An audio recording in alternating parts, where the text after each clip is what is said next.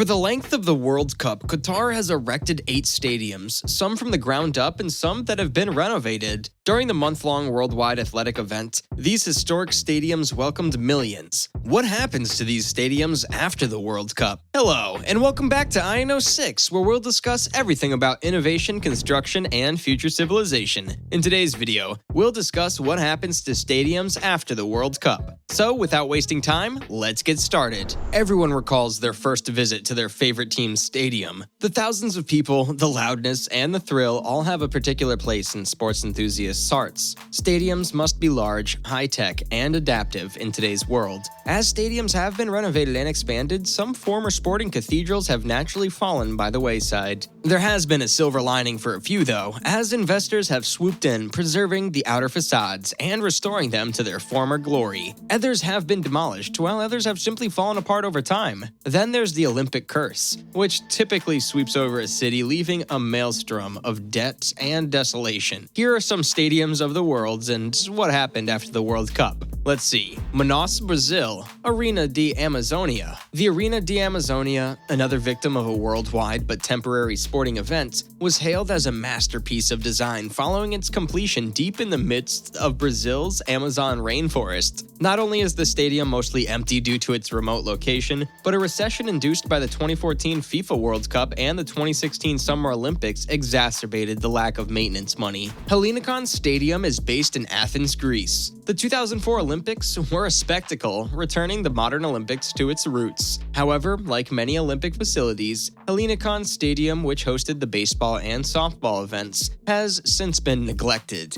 As Greece's economic situation has deteriorated, so has the upkeep of several of its once glorious Olympic stadiums. The World Cup in Brazil 8 years ago was a fantastic competition. Through a sea of yellow and green, the country demonstrated why it's one of the most remarkable football nations. It takes a lot of development to get their venues up to scratch, just like the tournament in Qatar. In 2014, there were some old, some new, and some wholly new. But what about them now? Are these arenas still shiny and sparkling, or have they changed appearance? Are stadiums still being built? We take you through all of the arenas utilized in the 2014 World Cup, as well as how they are today. Estádio do Maracanã. This stadium, located in Rio de Janeiro, Brazil, is the largest in the country. Following renovations for the 2014 FIFA World Cup, its initial capacity was decreased to 78,838 people. Flamengo, Fluminense, Botafogo, and Vasco da Gama are among the teams that play here, and it remains as gorgeous and round as ever. Estádio Nacional Main Garrincha. The Estádio Nacional Main Garrincha was named after the country's best players, had such a pricey renovation that it's now the world's third most expensive football stadium, after England's Wembley Stadium and Tottenham Hotspur Stadium. The 72,000-seat arena featured 7 games during the 2014 tournament, but is closed. Based in lively Brasilia, it has now been transformed into, of all things, a bus shelter. With no football and monthly maintenance expenditures of roughly $130,000, the local authorities decided to get creative with the construction. Arena de São Paulo. Arena Corinthians, as it's now known, hosted 6 matches during the 2014 FIFA World Cup. Extra seats were brought in before the opening day of the World Cup, since it was required to have at least 65,000 seats for the opening match. The chairs, wide balconies, and scoreboards behind the goals were also dismantled following the event. Still, it's really cool. Estádio Mineiro. The stadium is owned by the state of Minas Gerais and is utilized by the Cruzeiro football team. There were no major alterations made following the World Cup, although it is the stage when Brazil was soundly defeated 7-1 by Germany in the semifinals. Who could forget?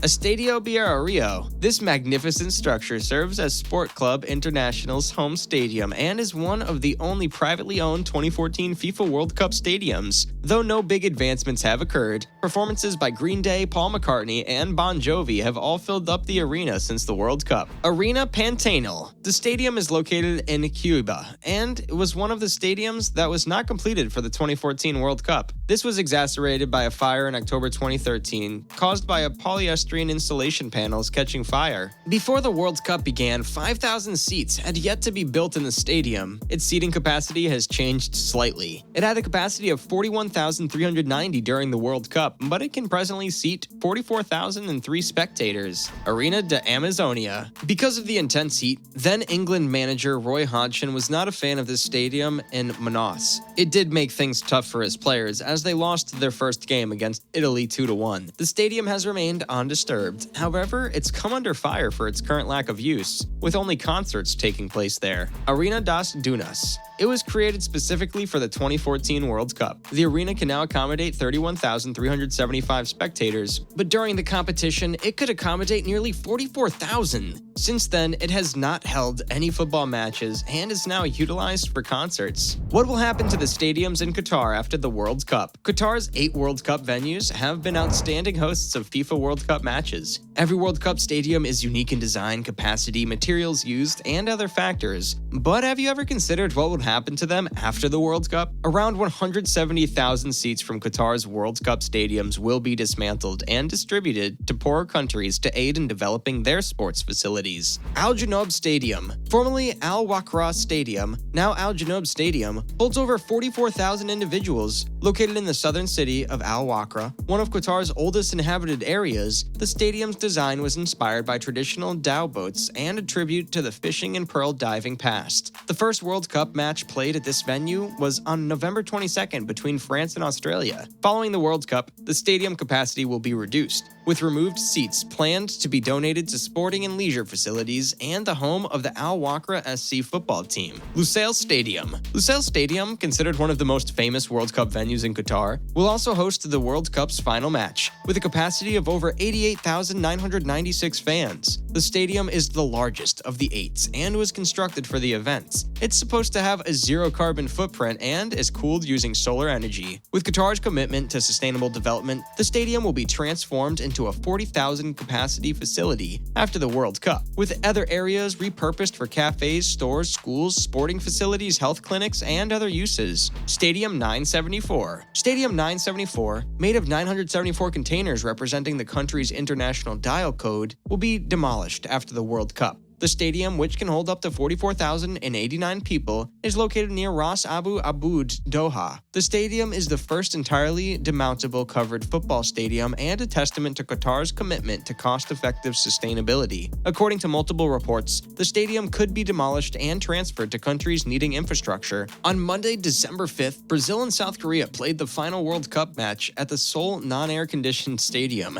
after which the containers and superstructure will be reused, according to the official website. Al Bayt Stadium. The stadium is a tent-like structure with a retractable cover that will host the opening match of the FIFA World Cup Qatar 2022 between Qatar and Ecuador on November 20th. The stadium, which is located in Al Khor City, has a capacity of up to 68,895 people. A quarterfinal and semifinal game will also be played at the stadium. The tent was inspired by Qatar's nomadic people Bat al-Shir. The stadium is best described as having traditional exteriors with ultra-modern interiors and a focus on sustainability at its core. Khalifa International Stadium. This stadium honors Qatar's sporting legacy by hosting numerous historical events, matches, and other activities. This stadium will be the home stadium of Qatar's national team, Al Anami, after the World Cup. The stadium's capacity will remain at 45,857 people. The upper deck of the stadium was meant to be dismantled after the event to allow recommissioning of seats to help develop sporting infrastructure elsewhere. It's rumored that a luxury hotel with suites, rooms, and balcony views of the field is in the works for the stadium's future. Ahmed bin Ali Stadium. The facility, also known as the Al Rayyan Stadium, is home to the famed Al Rayyan SC. For the event, Ahmed bin Ali Stadium was refurbished. More than 80% of the materials used in the building came from the previous stadium in the same location. The former stadium, which opened in 2003, had a seating capacity of more than 21,000. The new stadium has a seating capacity of more than 45,000. Al Thumama Stadium. The stadium's round shape is inspired by the gafia, a traditional woven headgear worn by Arab men. The stadium has a seating capacity of around 44,000 people. Following the World Cup, the number of seats will be reduced and utilized for other athletic facilities. An November 21st, the stadium hosted its maiden encounter, a contest between Senegal and the Netherlands. According to reports, a boutique hotel with views of the pitch will be built in the higher tier. Solar panels are currently used to power cooling systems. Education City Stadium. The Education City Stadium was built for the World Cup, located within multiple university campuses at the Qatar Foundation's Education City, informally called a diamond in the desert, because of the exterior construct that has triangles that create geometrical patterns. The stadium's current capacity is 44,667. Following the tournament, the stadium will retain a little over half of the seats for use by the universities and educational facilities. International Stadium of Khalifa, a multi-purpose stadium in Al Rayyan featuring a running track and pitch seating 45,857 people. The arena is one of the oldest and has a long history in Qatar. Since its inception in 1976, the stadium has hosted several football and athletics events. The stadium was entirely renovated for the World Cup, and it reopened in May 2017 to host the Emir Cup. The stadium's dual arches have traditionally been its most recognizable feature. The new tier provides 12,000 seats and a modern update to the decades-old structure. That's it for today. Hope you liked the video. Share it if you did. Like and comment on the video that you want to see next on our channel, and subscribe to see our future videos. We'll see you in the next video. Till then, keep watching.